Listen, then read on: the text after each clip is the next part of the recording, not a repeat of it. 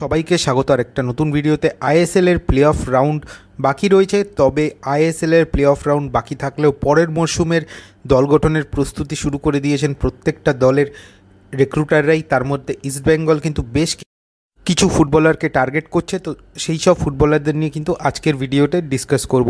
তো চলুন দেরি না করে ভিডিওটা শুরু করা যাক। এই মরশুমে ইস্টবেঙ্গলের কিন্তু বেশ সমস্যা হয়েছে রাইট ব্যাক এবং লেফট ব্যাক পজিশনে।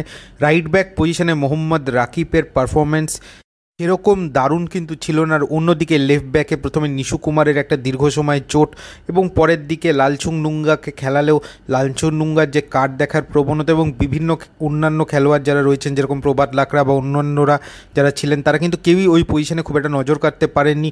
তো সেই জায়গা থেকে ইস্টবেঙ্গল কিন্তু রাইট ব্যাক এবং লেফট ব্যাক পজিশনে ফুটবলার নিতে চায় এবং এক্ষেত্রে ইস্টবেঙ্গলের প্রাথমিকভাবে যেটা জানা যাচ্ছে তাদের মেইন টার্গেট তারা যাকে করছে তিনি হচ্ছেন অবশ্যই পাঞ্জাব এফসির মাত্র 20 বছর বয়সী মণিপুরি রাইট ব্যাক টেকচাম অভিষেক সিং।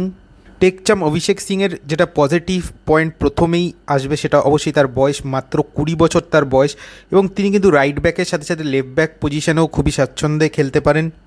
এই মরশুমে পাঞ্জাব এফসির হয়ে বেশিরভাগ ম্যাচ কিন্তু তিনি লেফট ব্যাক পজিশনেই খেলেছেন এবং যথেষ্ট নজর কেড়েছেন ভারতীয় জাতীয় দলে। রিসেন্টলি তার কিন্তু অভিষেক হয়েছে এবং এই টেকচাম অভিষেক সিং কিন্তু যথেষ্ট প্রতিশ্রুতিবান একজন খেলোয়াড় এবং রাইট ব্যাক এবং লেফট ব্যাক দুটো চ্যানেলেই যেহেতু তিনি খেলতে পারেন, তো সেই জায়গা থেকে যেই জায়গায় দরকার হবে যেই ম্যাচে সেই জায়গায় তাকে খেলানো যেতে পারে। খুবই অল্প বয়সী খেলোয়াড়, তিনি কিন্তু দীর্ঘদিন সার্ভিস দিতে পারবেন ইস্টবেঙ্গলকে, তো সেই দিক থেকে সব দিক থেকে ভেবেই কিন্তু ইস্টবেঙ্গল সম্ভবত তাকে টার্গেট করছে। টেকচাম অভিষেক সিংয়ের বিষয়ে যেই একটা সমস্যা সেটা হচ্ছে তার 2026 অবধি কিন্তু চুক্তি রয়েছে পাঞ্জাব এফসির সাথে। তো পাঞ্জাব এফসি থেকে তাকে নিতে গেলে কিন্তু যথেষ্ট ভালো একটা অঙ্কের ট্রান্সফার ফি দিতে হতে পারে ইস্টবেঙ্গলকে। এই প্লেয়ারটিকে শেষ পর্যন্ত ইস্টবেঙ্গল নিতে পারে নাকি সেটাই কিন্তু দেখার।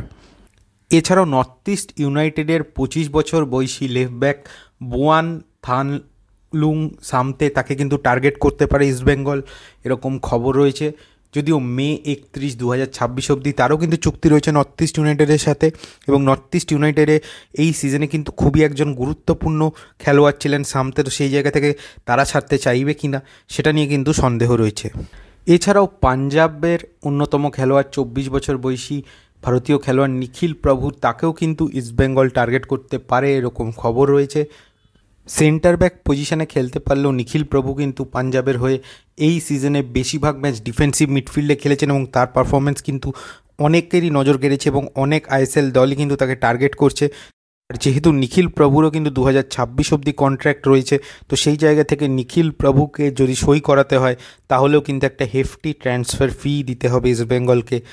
তো এখন এটাই দেখা শেষ পর্যন্ত নিখিল প্রভুকেও ইস্টবেঙ্গল সই করাতে পারে কি না। এছাড়াও চেন্নাইন এফসি 23 বছর বয়সী ডিফেন্সিভ মিডফিল্ডার জিতেশ্বর সিংকে কিন্তু টার্গেট করতে পারে ইস্টবেঙ্গল। জিতেশ্বর সিং কিন্তু এই সিজনে চেন্নাইন এফসির হয়ে খুব একটা ম্যাচ টাইম পায়নি, তবে জিতেশ্বর সিং কিন্তু যথেষ্ট প্রতিশ্রুতিবান একজন তারকা, তো সেই জায়গা থেকে তার কন্ট্রাক্টও এক্সপায়ার হয়ে যাচ্ছে এই সিজনে চেন্নাইন এফসির সাথে।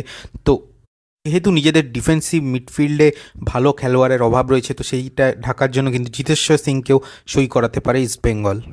এছাড়াও একটা রিউমার রয়েছে যেটা হচ্ছে যে পাঞ্জাব এফসির 31 বছর বয়সী ক্রোয়েশিয়ান ডিফেন্সিভ মিডফিল্ডার ফিলিপ মার্জালাক, যিনি কিন্তু যথেষ্ট ভালো পারফরমেন্স করেছেন এই সিজনে পাঞ্জাব এফসি জার্সিতে এবং যার কন্ট্রাক্ট কিন্তু এই মরশুমে শেষ হয়ে যাচ্ছে পাঞ্জাব এফসির সাথে, তাকে কিন্তু ইস্টবেঙ্গল টার্গেট করতে পারে এরকম খবর রয়েছে।